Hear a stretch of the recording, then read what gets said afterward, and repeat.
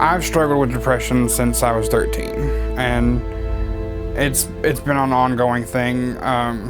First, my parents got divorced when I was 13, and that was a whole new experience because I had this guy that came into my mom's life, and me and him didn't get along at all. And at 14, I met this girl in Ohio, and 3 months later, she disappeared.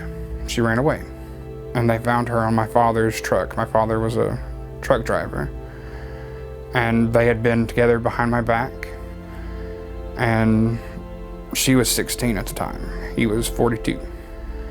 And after that, it really hit me hard, and I tried to commit suicide twice, and him doing what he did ended up leading to a lot of drug and alcohol use, and I ended up getting help not long after that. And fast forward to like 2010, I'm already out of high school. I graduated in 2009, and I had to move back into my mom and stepfather's home.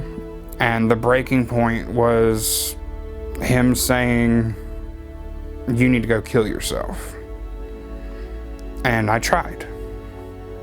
I locked myself in my room, and I was ready to slit my wrist, and my friend Chris just happened to be stopping by and kicked my door in. And if he hadn't shown up, I wouldn't be here.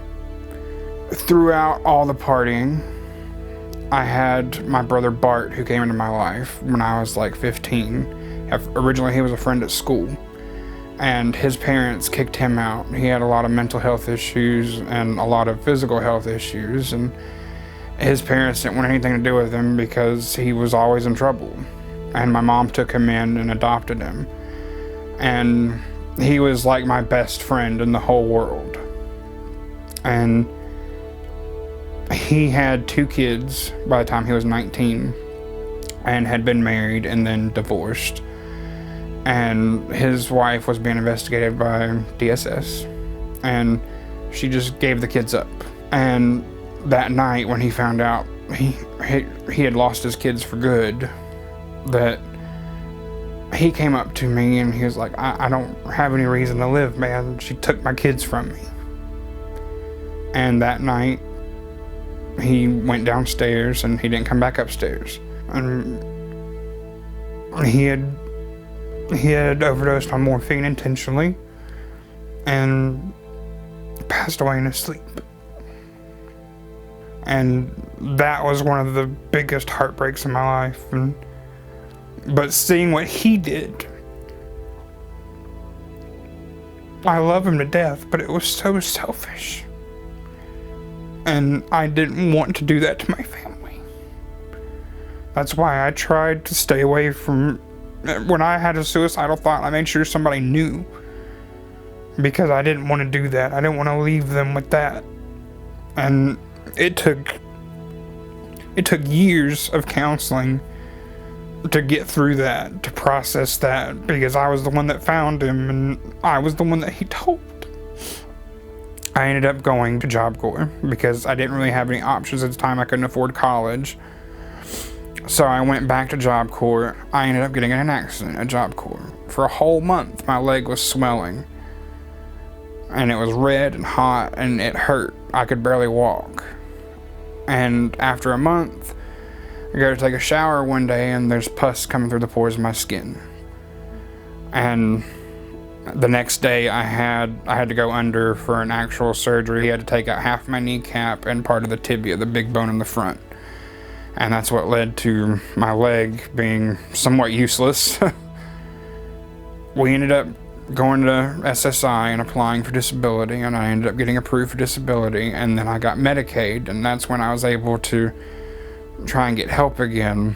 And that's when partners really, really came in handy. They had helped me get on my medicine, and they made sure I have every resource I needed to succeed. And even if I was having an issue and I needed to talk to somebody, they were a phone call away. Like, they had crisis people that were on hand at any hour. And that comforted me, knowing that I had somebody that I could turn to, that I wasn't alone. Because I felt very alone. And I probably wouldn't be here if it wasn't for Partners. I mean, they helped me with my medicine, and they gave me somebody to lean on.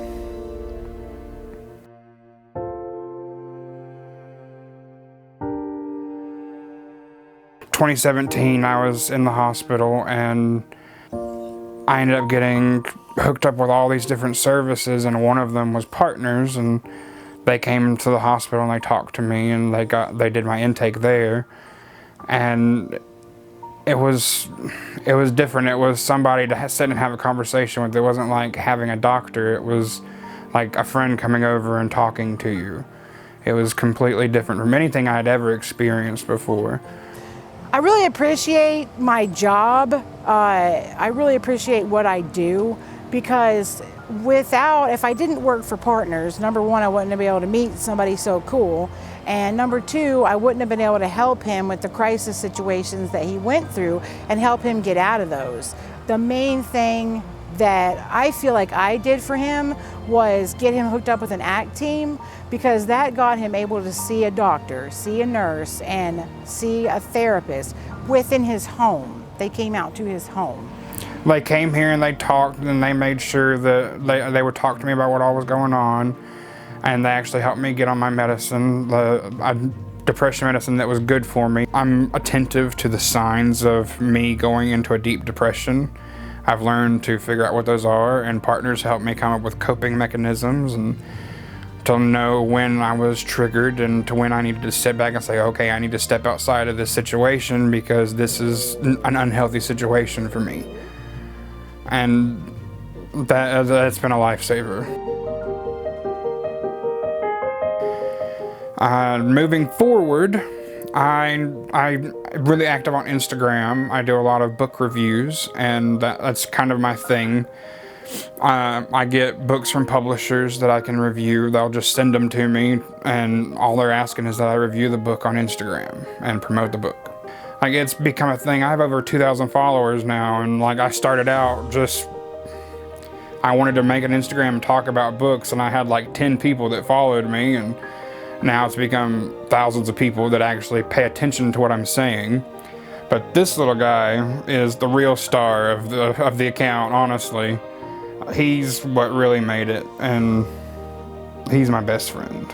My sister and I are somewhat good friends, and she has 3 kids. One of them is her stepchild, and her daughter Ari. I mean, when that kid was born, that was an interesting experience, because the whole pregnancy, it wasn't real to me. Hey, I'm gonna be an uncle. Like, I didn't think that was a big deal. And then her birth father, he was not in her life when she was born. So when I went to the hospital the day after she was born, when I held her, that's when it became real. Like, seeing that little face is when it became real, because I realized, okay, she doesn't have a male figure in her life.